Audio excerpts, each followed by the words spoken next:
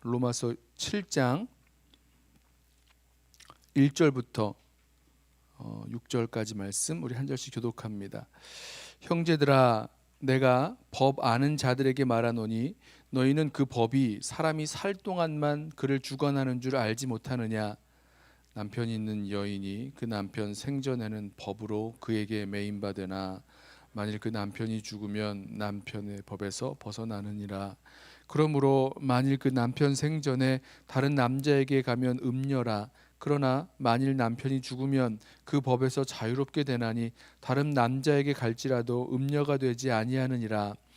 그러므로 내 형제들아, 너희도 그리스도의 몸으로 말미암아 율법에 대하여 죽임을 당하였으니 이는 다르니 곧 죽은 자 가운데서 살아나신 이에게 가서 우리가 하나님을 위하여 열매를 맺게 하려 함이라. 우리가 육신에 있을 때에는 율법으로 말미암는 죄의 정욕이 우리 지체 중에 역사하여 우리로 사망을 위하여 열매를 맺게 하였더니 이제는 우리가 얽매였던 것에 대하여 죽었으므로 율법에서 벗어났으니 이러므로 우리가 영의 새로운 것으로 섬길 것이요 율법 조문에 묵은 것으로 아니할지니라. 아멘. 바울이 이 율법과 이 성도의 관계를 한 남자와 여자의 이 결혼의 관계에 비유하고 있습니다. 한 남자와 여자가 결혼을 하면 남자는 그 여인에게, 여자에게, 또 여자는 그 남자에게 그 결혼이라는 약속을 통해서 서로에게 매이게 되어 있죠. 남편으로서 또 아내로서 정절을 지키며 살아가게 됩니다. 만약에 남편과 아내가 이 결혼의 언약 안에서 둘이 살아 있을 때에 한 남자가 다른 여자에게로 아니면 이 아내가 다른 남자에게로 이렇게 가게 되면 그러면 뭐 음녀가 되고 음부가 되는 거겠죠. 남편과 아내로서의 정절을 지키면서 살아가는 것이 결혼의 언약 관계 아래에 살아가는 그런 당연한 모습입니다. 그러나 한 사람이 죽게 되면 그 법에서 새로운 법이 달라지죠.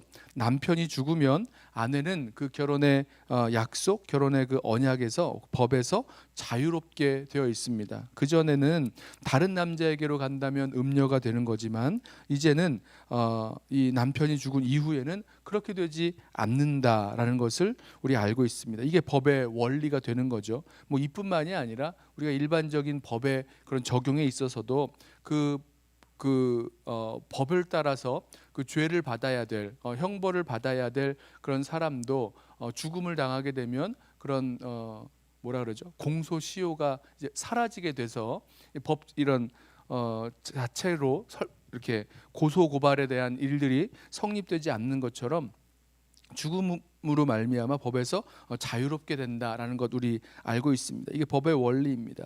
마치 이와 같이 이 성도와 이 율법과의 관계도 마찬가지가 됩니다. 성도는 예수 그리스도의 몸으로 말미암아 율법에 대하여 죽었기 때문에 이제 율법에 대하여 자유하다, 해방되었다 이렇게 말씀하고 있는 거죠.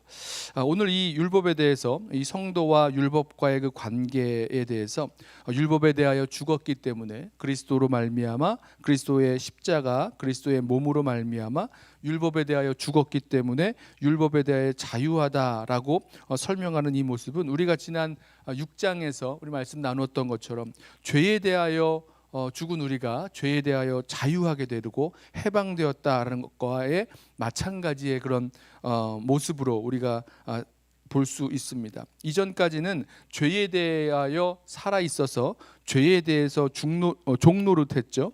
그래서 부끄러움의 열매, 사망의 열매를 맺으면서 살았는데 이제는 죄에 대하여 죽었기 때문에 더 이상은 이제 그런 사망의 열매를 맺는 그 삶을 살지 않을 수 있게 된 것입니다. 율법도 마찬가지죠. 오늘 몇 절입니까? 6절 말씀에 보면 이렇게 말씀하죠. 이제는 우리가 죄송합니다. 5절입니다. 우리가 육신에 있을 때에는 율법으로 말미암는 죄의 정욕이 우리 지체 중에 역사하여 우리로 사망을 위하여 열매를 맺게 하였더니, 마치 우리 6장에서 이 죄에 대해서 설명하고 있는 것과 똑같은 패턴을 보여주고 있죠.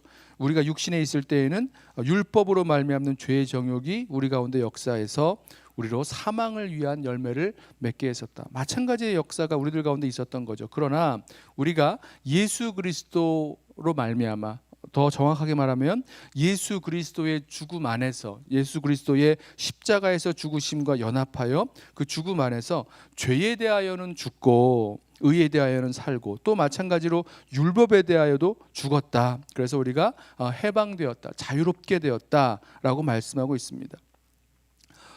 우리 예수 그리스도께서 십자가에서 죽으실 때에 그 죄의 값, 우리가 받아야 될 죄의 값, 죄의 삭, 이 형벌을 십자가에서 다 치르셨습니다. 또 예수 그리스도께서 십자가에서 죽으실 때에 죄의 형벌을 선고하는 율법의 요구를 다 들으신 거죠. 율법의 요구를 다 이루신 거죠. 그래서 우리는 죄에 대하여 죽었고 율법에 대하여서도 죽게 되는 거죠. 죄에 대하여서도 자유하게 되고 율법에 대해서도 자유하게 되는 것입니다.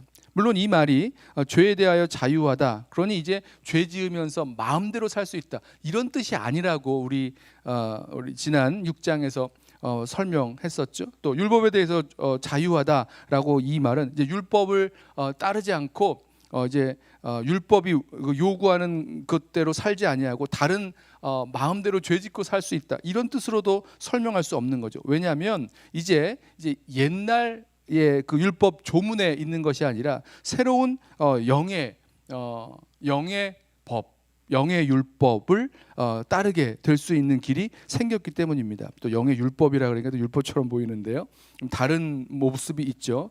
아무튼 죄에 대해서 죽고 율법에 대해서 죽은 것으로 우리가 해방되고 자유하게 되었다, 여기서 끝나는 것이 아니라 이제 그 이후로는 새로운 삶이 우리들 가운데 시작되는 거죠. 이게 몇 절입니까? 6절 말씀입니다. 이제는 우리가 얽매였던 것에 대하여 죽었으므로 율법에서 벗어났으니 이러므로 우리가 영의 새로운 것으로 섬길 것이요 율법 조문의 묵은 것으로 아니할지니라.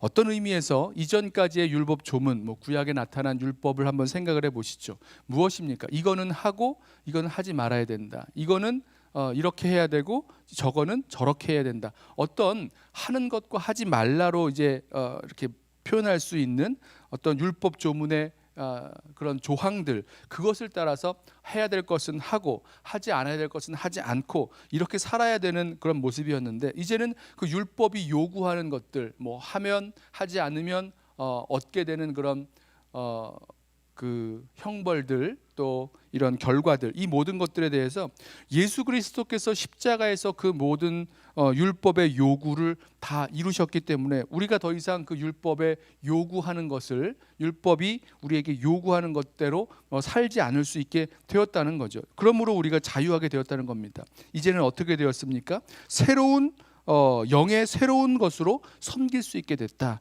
이렇게 말씀하고 있습니다. 여기서 잘 보셔야 되는 게, 이제는요 율법 조문의 옛 것이 우리들에게 어떤 이 성도의 삶을, 하나님 백성의 삶을 살아가게 하는 그런 역할을 하고 있는 게 더 이상은 아니라는 거죠. 이젠 무엇입니까? 영의 새로운 것, 성령께서 우리들 가운데 말씀하시고 우리들에게 주시는 그 힘과 능력으로 하나님의 뜻을 이루어가며 하나님 원하시는 대로 다스림을 받으면서 살아가게 되었다라는 것이죠.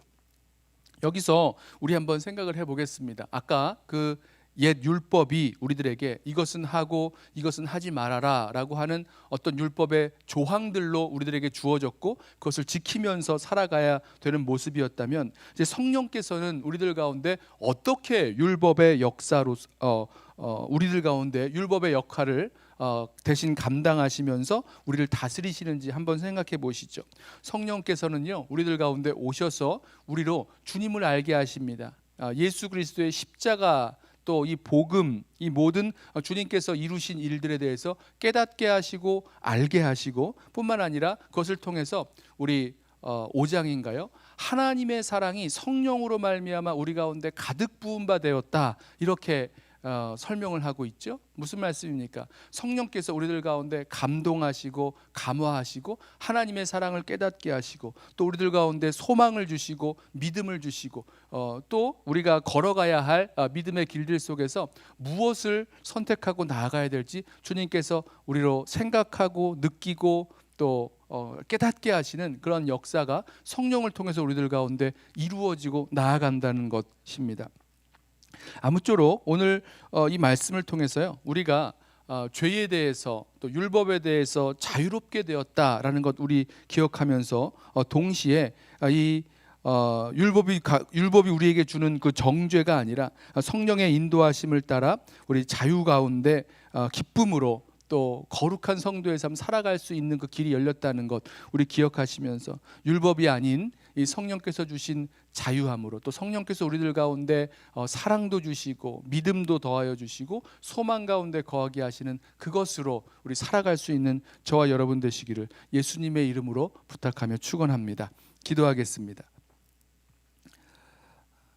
사랑과 은혜가 풍성하신 우리 주님, 감사합니다. 우리들 가운데 죄에서 또 율법에서 묶이고 또 종노릇하며 살아가고 있었던 우리들의 그 현실 가운데 예수 그리스도의 십자가 안에서 죄의 모든 값을 형벌을 십자가에서 다 치르셨고 또 죄의 그 형벌을 선고하는 그 율법의 요구를 또 다 이루신 우리 예수 그리스도의 십자가 안에서 우리가 죄에 대하여서도 죽고 율법에 대하여서도 죽어 자유롭게 하신 그 은혜를 우리 기억하며 또 감사를 올려드립니다. 주여 우리를 붙들어 주셔서 이제 그 모든 죄와 또 율법의 요구 가운데서 자유케 하셨사오니 이제는 죄 가운데 사는 것도 아니요 또 율법의 조항에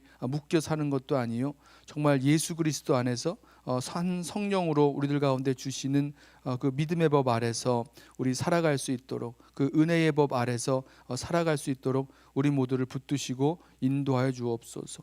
우리들 가운데 사랑도 더하여 주시고 또 믿음도 더하여 주시고 소망 가운데 거하게 하시고 정말 주님 사랑하며 또 주님의 약속을 믿고 또 주님께서 우리들에게 주시는 그 길 예수 그리스도를 따라가는 그 믿음의 길 걸어갈 수 있는 힘과 능력도 성령을 통하여 우리들 가운데 더하여 주셔서 정말 율법의 모든 요구 이상으로 정말 주님 앞에 신실하게 주님 사랑하며 섬기며 살아갈 수 있는 우리 모든 성도들 되도록 주님 성령으로 우리 심령 가운데 역사하시며 인도하여 주옵소서. 죄와의 싸움에 있어서 성령께서 그 모든 죄에 대하여 탄식하시고 또 슬퍼하시는 그 역사까지라도 우리들 가운데 주셨기에 주님 우리가 우리 모든 성도의 삶을 거룩하게 살아가게 되는 줄로 믿습니다. 주님 우리를 붙들어 주옵소서. 성령께서 우리 심령 가운데 강하게 역사하시고 또 우리 귀 기울여 주의 성령의 인도하심 앞에 순종하며 살아갈 수 있도록 주님 역사하옵소서. 감사하며 이 모든 말씀 우리 주 예수 그리스도의 이름 받들어 기도드리옵나이다. 아멘. 이 시간에